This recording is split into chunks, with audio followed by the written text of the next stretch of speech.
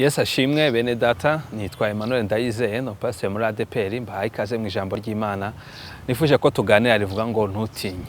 Nifuje kubwira ngo ntutinye mwene data ko hari impamvu nyinshi zituma abantu batinya.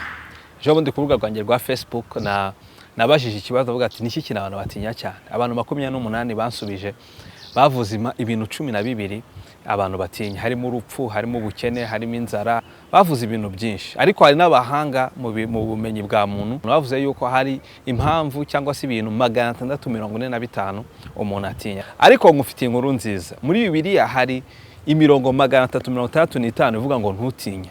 Nivuga ngo buri munsi w'umwaka Imana irakubwira ngo ntutinye mwene data. Kubera icyo udakwiye gutinya, biratubwira mu Baroma 8:31 ngo ubw'Imana iri mu ruhande rwacu nta mubisha. Impamvu yonyine kudatinya nuko Imana ihari.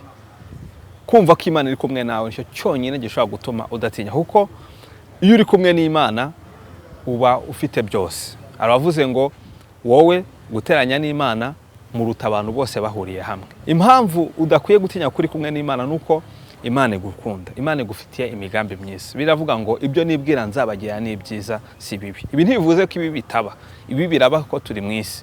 Ariko Imana niyo yonyine ifite ubushobozi bwo gukuramo ibibemo ibyiza. Ko ijambo ry'Imana tubwira ngo kubakunda Imana byose fatanyeza hamwe kubazanira ibyiza. Nivuga ngo byose ni byiza, ariko uko byagenda kose byose bikuramo ibyiza. Iyo niyo mpamvu yo kudatinya.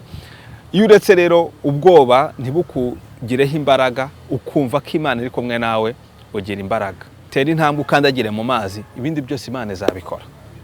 Ntutinye mwene data kuko Imana iri kumwe nawe, ntutinye kuko Imana igukunda. Ugomba rero guhora ubyibutsa buri munsi, kuko rimwe na rimwe ntago ari ibintu byoroshye, ariko ni umwitozo mwiza guhora ubyibutsa buri munsi yuko Imana iri kumwe nawe, ukabyibwira ukavuga ati ndakomeye kuko Imana iri kumwe nanjye, ndakomeye kuko Imana inkunda. Impamvu zo gutinya ni nyinshi, ariko Imana irahari, irazisumba zose. Imana igumugisha.